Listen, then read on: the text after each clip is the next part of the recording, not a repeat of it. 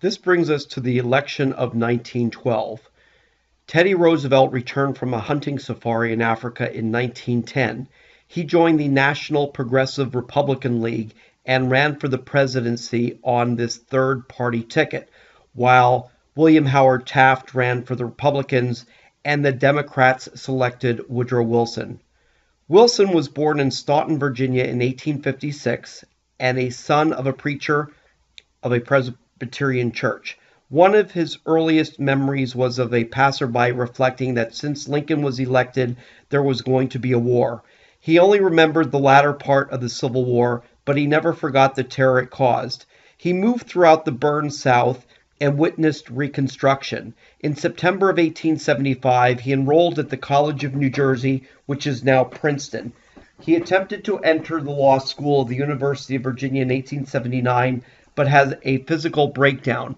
He studied at home, passed the bar, and opened a law office in Atlanta. He fared poorly and attended Johns Hopkins University in Baltimore in 1883 to study teaching. Like Roosevelt, Wilson was also a historian. His dissertation, Congressional Government, analyzed the weakness of leadership in the American constitutional system. Following the completion of his Ph.D., Wilson accepted an assistant professorship at Bryn Mawr College, a women's college outside of Philadelphia. He wanted to teach men, so he accepted a position at Wesleyan in 1889. However, the following year there was an opening at Princeton and he accepted. In 1902, he was inaugurated the first layman president of the university. In 1910, he became disenchanted with Princeton when the dean of the graduate school had attempted to begin his own empire away from the campus, and a wealthy benefactor allowed the graduate school to expand, so Wilson resigned. He accepted the Democratic nomination as governor of New Jersey and won a landslide victory in 1910.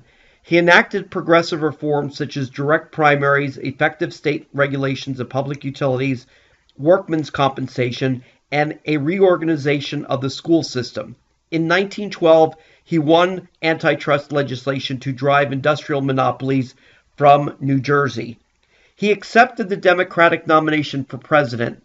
Wilson campaigned for New Freedom, a program to liberate American economic energies by drastic tariff reduction, strengthening of antitrust laws, and reorganization of the banking and credit system.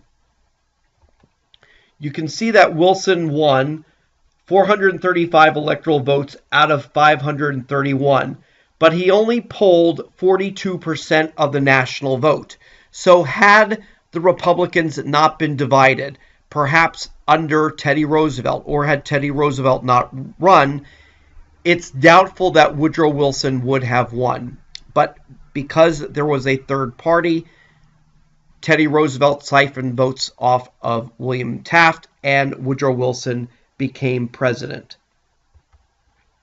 In 1914, Congress passed the Clayton Antitrust Act, which plugged holes in the Sherman Antitrust by forbidding price fixing to gain competitive advantage in one region against another where there might not have been any competition. Congress also passes the 1914 Federal Trade Commission to investigate companies of unfair practices. The 1913 Federal Reserve Act was the first central bank since the Second Bank of the United States expired in 1836. We still have the Federal Reserve today. This would have 12 branches throughout the country and stored money for regional member banks. It would allow these banks to borrow at a discount rate and prevented big bank monopolies.